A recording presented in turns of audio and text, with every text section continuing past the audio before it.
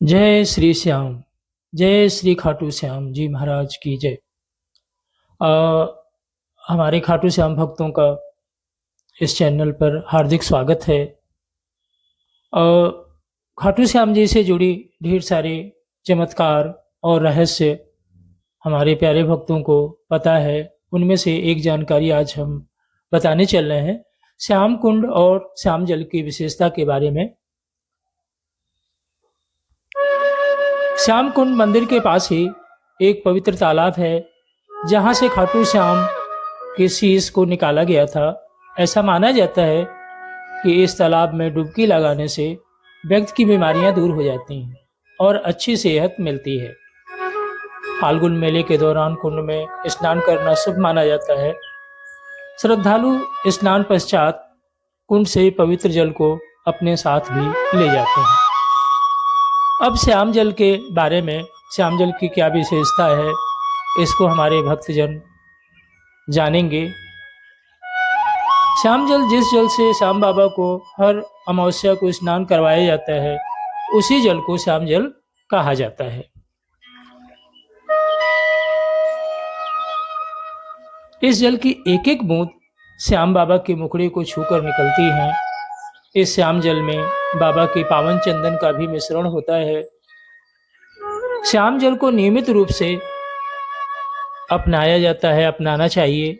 इसे पूरे विश्वास के साथ अपनाना चाहिए।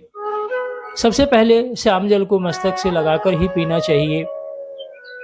श्याम जल पीने से शरीर की सभी बीमारियां दूर हो जाती हैं, चाहे वो कितनी बड़ी बीमारी ही क्यों न हो।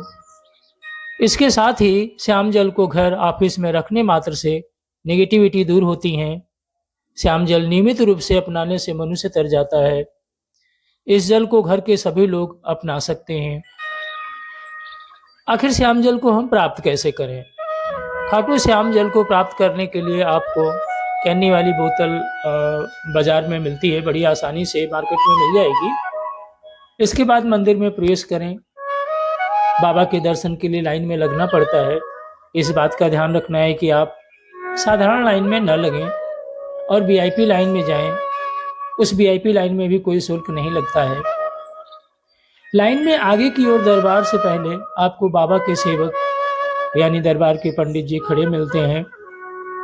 बस आपको उन्हें कैनी वाली जो बोतल होती है वो दे देनी होती है और उनसे श्याम जल के लिए निवेदन करना चाहिए। निवेदन करते हैं, जानते हैं कुछ प्राप्त करने के लिए निवेदन तो करना ही पड़ता है। तो लाइन में आगे की ओर दरबार से पहले आपको बाबा के सेवक जब मिले तो उन्हें निवेदन करें कि जो पंडित जी खड़े वहाँ आसपास मिलते हैं, उन्हें कैनी की बोतल दे देनी होती है और उनसे श्याम जल के लिए निवेदन करना होता है। वो आपको श्याम जल दे देंगे। अब श्याम जल लेकर श्याम बाबा के दर्शन करके जा सकते हैं। तो इस प्रकार से जो श्याम जल कितना महत्वपूर्ण है, ऐसी मान्यता है भक्तों के बीच में कि कितनी भी बड़ी बीमारी क्यों ना हो, ओके, उसको पीने से शरीर की सभी बीमारियां दूर हो जाती हैं। तो उसे, इस जल को पूरे विश्वास के साथ अपनाइए, अपनाना चाहिए, ठीक है। और एक विशेषता और भी हमने डिस्कस किया था कि श्याम जल को घर में या ऑफिस में रखने से घर की जितनी नेगेटिविटी होती है वो दूर हो जाती है। और ऐसी भी मान्यता है कि श्याम जल नियमित रूप से अपनाए मनुष्य तो तर जाता है, ठीक है। और श्याम कुंड में भी अगर अवसर मिले तो जैसा भक्तों के बीच में प्रचलित है कि बड़ा पवित्र तालाब है, फाल्गुन के मास में प्रयास करें कि जाएं दर्शन करने के लिए खाटू श्याम को, उनका दर्शन करें। और तालाब में डुबकी लगाने से व्यक्ति की बीमारियां दूर हो जाती हैं, अच्छी सेहत मिलती है, ऐसी मान्यता है। और सबसे ज़्यादा शुभ तो फाल्गुन के जो महीने होते हैं, फाल्गुन के महीने में जो मेले होते हैं उसके दौरान स्नान करना बहुत शुभ माना जाता है। तो इस प्रकार से हमने श्याम कुंड और श्याम जल के बारे में आप लोगों को बताया। तो आप लोग ज़रूर इसका लाभ उठाएंगे, ऐसा हमें विश्वास है। और पूरी आस्था के साथ जो भक्तों के मन में खेल होता है, जो भी भाव है, वो सब आस्था का ही भाव से ही सब कुछ प्राप्त होता है, बिना आस्था के कुछ भी प्राप्त नहीं होता है। तो हम अब इतना ही कहना चाहेंगे।